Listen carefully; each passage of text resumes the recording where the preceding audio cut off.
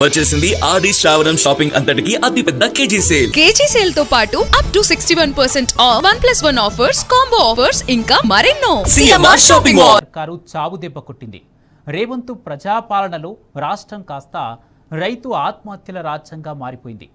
తెలంగాణ తొలి సీఎం కేసీఆర్ పాలనలో ఆగిపోయిన ఆత్మహత్యల పరంపర ఇందిరమ్మ రాజ్యంలో మళ్లీ మొదలైంది. సంక్షేమ పథకాలు సరిగ్గా అమలు కాక, సర్కారు సాయం అందక వేలాది మంది అన్నదాతలు ఉరికొయ్యకు వేలాడుతున్నారని రైతు స్వరాజ్య వేదిక సర్వేలో వెల్లడైంది.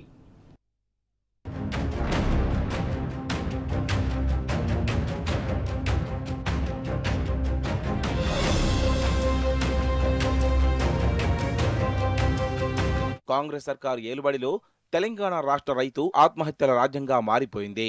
2.5 ఏళ్లుగా రాష్ట్రంలో అన్నదాతల మృత్యుఘోష మారుమోగుతోంది.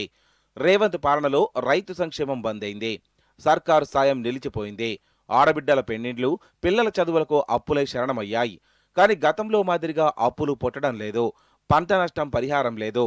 రైతు భరోసా సక్రమంగా రాదు. పంటల కొనుగోలు చేసే దిక్కు లేదు. వెరసి రైతులు ఆర్థిక సమస్యల సుడిగుండంలో కొట్టుమిట్టాడుతున్నారు. ఆర్థిక ఇబ్బందులు భరించలేక, మరో గత్యంతరం లేక ఆత్మహత్యలే శరణ్యమంటున్నారు.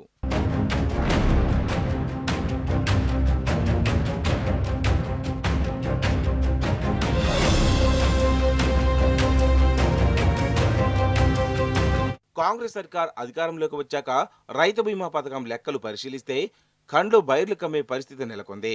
రేవంత్ అధికార పీఠమెక్కిన నాటి నుంచి ఇప్పటి వరకు రాష్ట్రంలో ఏకంగా 69,880 మంది రైతులు వివిధ కారణాలతో మరణించినట్లు వ్యవసాయ శాఖ లెక్క తేల్చింది.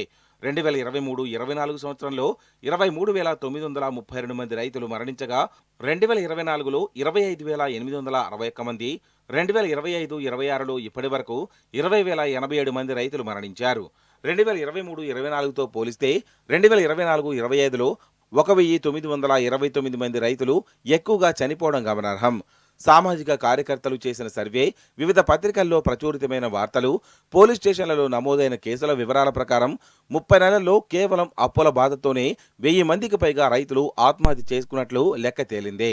అదేవిధంగా రైతు స్వరాజ్య వేదిక నిర్వహించిన సర్వేలో 625 మంది రైతులు ఆత్మహత్య చేసుకున్నట్లు తేలింది. వీళ్ళంతా కేవలం అప్పుల బాధలు భరించలేక, సర్కార్ సపోర్ట్ దొరకక తనువు చాలించారని సర్వేలో వెల్లడైంది.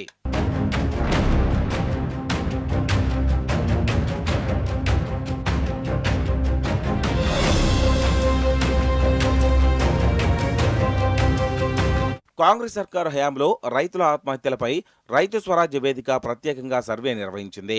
గ్రామాల్లో పర్యటించి ఆత్మహత్య చేసుకున్న రైతుల కుటుంబాలను పరామర్శించి కారణాలపై ఆరా తీశారు. ముఖ్యంగా గతంతో పోలిస్తే రాష్ట్రంలో ప్రజా సంక్షేమం, రైతు సంక్షేమం సరిగ్గా అమలు కాకపోవడమే రైతుల ఆత్మహత్యలకు ప్రధాన కారణంగా వెల్లడైంది.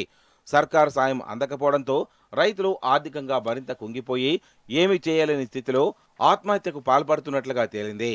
ఒకవేళ సర్కారు నుంచి సాయం అందితే ఎంతో కొంత రైతులకు ఆర్థిక భరోసా దొరికేదని, కానీ ఇప్పుడు ఆ పరిస్థితి లేదని సర్వే తేల్చింది.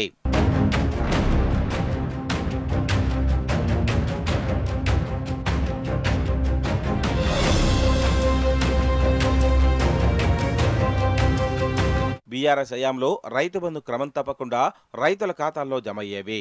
కానీ ఇప్పుడు కాంగ్రెస్ సర్కార్ ఓ సీజన్ పంపిణీ చేస్తే మరో సీజన్ కోత పెడుతోంది. ఇలా 2.5 ఏళ్లలో రైతులకు ఏకంగా 28,720 కోట్లు ఎగ్గొట్టింది. దీంతో పాటు సన్నవడ్లకు బోనస్ కింద ఇప్పటి వరకు 2 సీజన్లలో కలిపి సుమారు 2,000 కోట్లు ఎగ్గొట్టింది.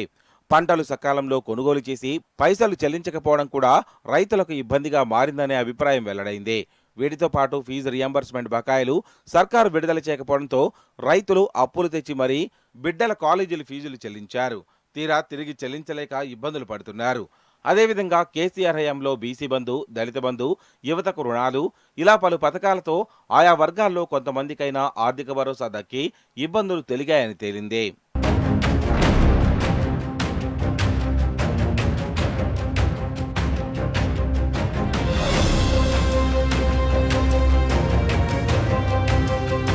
కారణం ఏదైనా కావచ్చు.